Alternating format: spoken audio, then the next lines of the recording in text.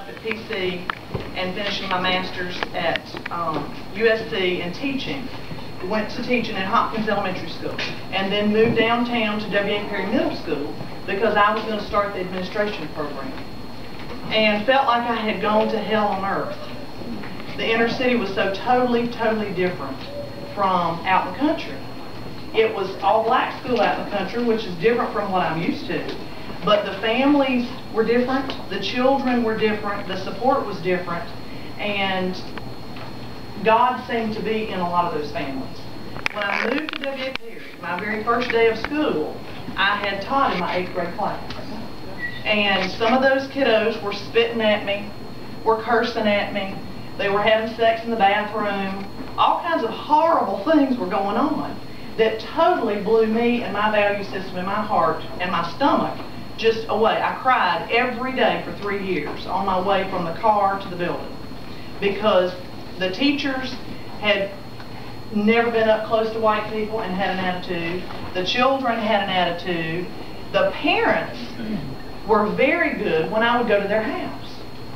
And I just began to do that more and more. And of course with Todd, I was tutoring the Gamecocks at that time with Brad Scott, and I got Todd involved in FCA and his whole family and his friends, and we'd go down to practice and get involved. You know, big boys love to do ball stuff.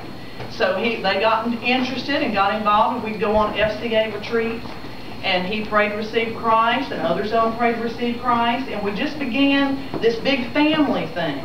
After 3 years of teaching there, I finally was outside at his house helping his grandmother to move when somebody got shot next door. And that, what happened then, nearly sent me over the edge. And I went to one of my black daddy friends who does inner city ministry, and I vented and I cried and I thought I was going to be sick. And he said, you have to either go to the hospital and have a nervous breakdown or take some time off from school, get by yourself somewhere, and ask God what in the world is he going to do and what does he want you to do.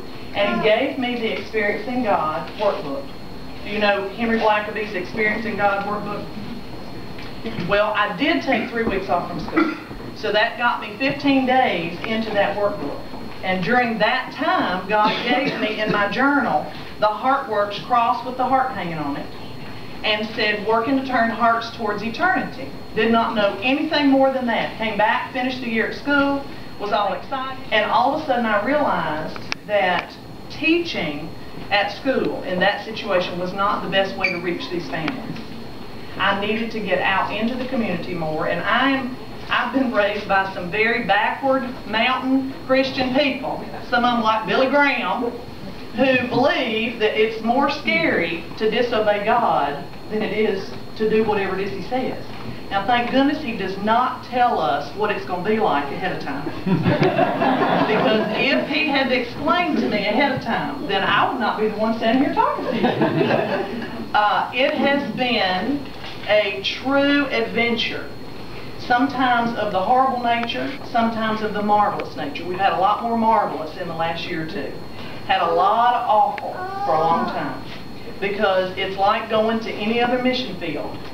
Apparently I had to prove that I was tough enough to hang in there through people cutting my brake lines and flattening my tires and threatening me and cursing in my face and breaking into Heartworks and all kinds of awful things. Had to go on and on and on. We didn't have any money, and I went lots of times, 2 or 3 months. Nancy will remember me just crying. What am I going to do 2 or 3 months at a time without getting paid?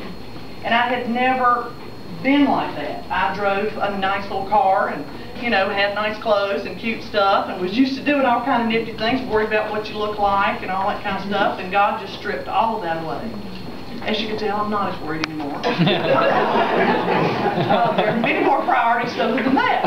Hopefully a husband will still come along that doesn't care what I look like.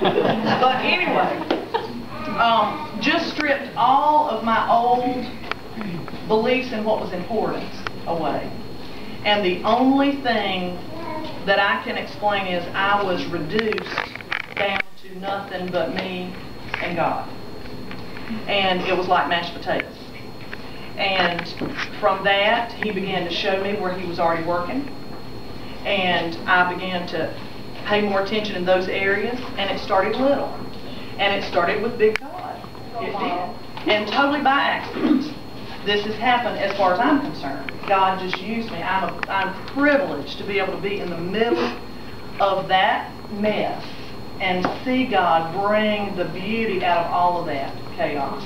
Because there's the mess that goes on, right, Mamas? All around us. There's mess.